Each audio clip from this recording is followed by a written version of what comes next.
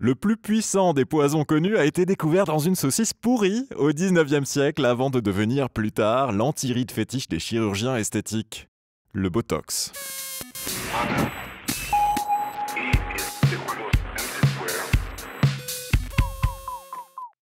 Pas sûr que les stars hollywoodiennes seraient encore accros au Botox si elles savaient d'où venait son nom. Botulus en latin, ça veut dire boudin. Et Botox, c'est la contraction de toxine botulique, la toxine du boudin. Pourquoi ? Parce qu'on la trouve à la base, surtout dans les saucisses avariées. La toxine est l'œuvre d'une bactérie Clostridium qui se niche parfois dans l'intestin de certains animaux, comme le cochon, et qui aime prospérer en répandant ses spores dans les aliments pas trop acides, comme par exemple les conserves de légumes ou la saucisse. Son poison agit directement sur la connexion entre les nerfs et les muscles en bloquant littéralement les neurones moteurs. Plus aucune information n'est transmise aux muscles, paralysés. La toxine botulique est réputée être 40 millions de fois plus puissante et mortelle que le cyanure. Alors, revenons à nos boudins. C'est un médecin allemand, le docteur Justinus Kerner, qui l'a découvert par hasard. Au début du 19e siècle, il enquête sur une intoxication alimentaire qui décime les habitants de sa région. Il tombe sur de la charcuterie produite et conservée dans des conditions d'hygiène un peu douteuses et décrit pour la première fois ce qu'il appelle le poison de la saucisse avariée. La maladie qui paralyse et qui tue, c'est le botulisme, la maladie de la saucisse. Mais d'où vient alors le fameux Botox utilisé par les chirurgiens esthétiques ?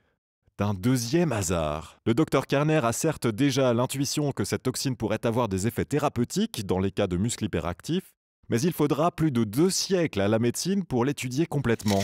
Elle l'isole, purifie l'analyse jusque dans les années 60.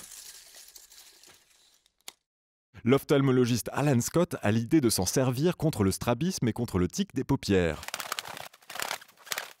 Il utilise une très petite dose à injecter, 1 à 3 milliardièmes de grammes, et brevette l'oculinum à la fin des années 80. Le docteur Jean Carothers est l'une des premières à faire des injections d'oculinum au Canada.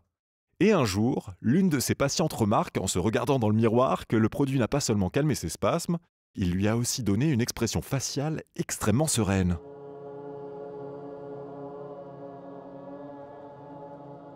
La toxine botulique a endormi les muscles responsables des vilaines rides. Elle demande à son ophtalmo de lui en mettre un peu entre les sourcils, juste pour voir.